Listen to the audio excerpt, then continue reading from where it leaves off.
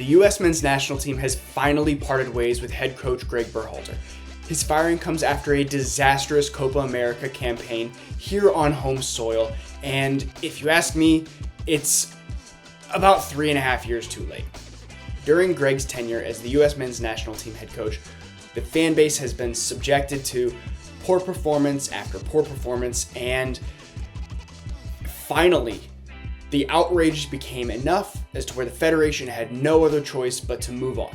Because it's been a few days since his dismissal from the team, I don't want to harp on him too much and spend too much time around Gregg and his history with the national team. We all know it was a failure. We all know it was underwhelming. I don't want to focus on him. What I do want to focus on is why his tenure was poor and what we should do and what we should be expecting moving forward. What we should be looking for in a new coach, as well as what we should expect to see in our team after this coach is appointed. As just about anybody could see, our team was very strict in our tactics and how we would play on the ball. There was absolutely no flexibility. There was absolutely no ability to pivot in game either. And a new, fresh, tactical flexibility is something that I think we all should be able to look for and see in our team under this new head coach, whoever it may be. The next thing that I think we all can take a look at is accountability on the players' behalf as well as on the coaching staff. During Gregg's tenure, he never took accountability for any of the team's poor performances. It was always, we had a dominant loss, or the team performed well, but we just couldn't put anything in the back of the net. The reason we couldn't do that is because we weren't able to break teams down, because our tactics were slow, methodical, and ultimately very predictable.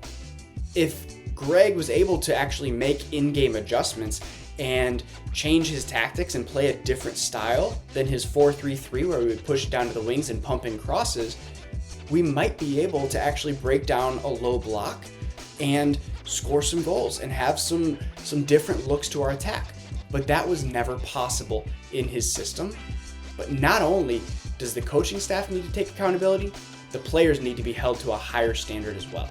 Even within our team, when there were poor performances in back-to-back-to-back games, we never saw any changes in the lineup.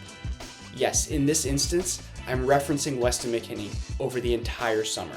In our 2 friendlies and in our 3 group stage games in the Copa America, he did not look like himself. He looked a step slow, he looked out of shape, and honestly, he looked disinterested. Any other nation that was serious about their team would have pulled him aside, would have benched him for one of those games and said, "You're not bringing enough intensity to these matches. We're going to try something new." Especially when we have the kind of depth at midfield that we do, Weston can easily be replaced for a match by Yunus Musa or Johnny Cardoso. They're not perfect fits, and I think that Weston at his peak is still ahead of both of those players. But if he's not playing at his peak, if he's injured, if he's disinterested, if he needs a break physically or mentally, we have the ability to do that. Why didn't we? And the answer to that is that Gregg had no control over the team. He was too busy trying to play buddy-buddy with his favorites and make sure that those guys liked him and would continue to back him for the job. Unfortunately, that's not what you need in a coach. Yes, there needs to be a good relationship between players and coaches to some degree. But at the same time, players need to respect their coach and their coach's decisions and ultimately fear them a little bit, because they should know that they can get benched at any time. If that fear of losing your place in the starting lineup or in the roster at all isn't there and that's not present, we have no reason to push forward and give our best efforts. If we feel that secure that we're never going to get benched and because we're so close with the coach, that's a problem. The coach cannot be one of the guys. The coach has to be a little bit removed and maintain that professional relationship where he can sit down and have a hard conversation with his players and say, "You have not been good enough. We're going to take some playing time away from you. We're going to take some responsibility away from you." The same thing goes for Christian Pulisic. I really love when Pulisic comes to play, and he comes with fire and effort, and you could see that in Copa America. But he should not be taking our set pieces anymore, at least not full time. We have Gio Reyna, who for a long time now has been a quality set piece taker for both club and country. There's no reason that Christian Pulisic should be on every single corner and every single set piece. But guess what? He was, because he was close with Gregg Berhalter, and Gio Reyna was obviously not. I don't really care where this new coach comes from, whether they're a foreign product, a domestic product, whether they've coached in Europe, South America, Africa, or here in the United States. I don't think that matters. What does matter is the type of coach that you have. Do they have a track record of winning? Do they have a track record of showing tactical flexibility and getting the most out of their players?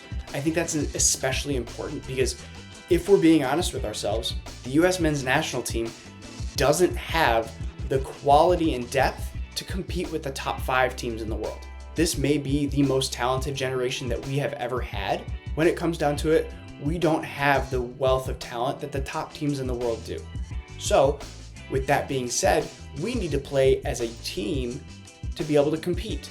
And to be able to do that, we need to have a coach who can set us up for success and get us to play greater than the sum of our parts. Unfortunately, under Gregg Berhalter, we never did that. We never punched above our weight.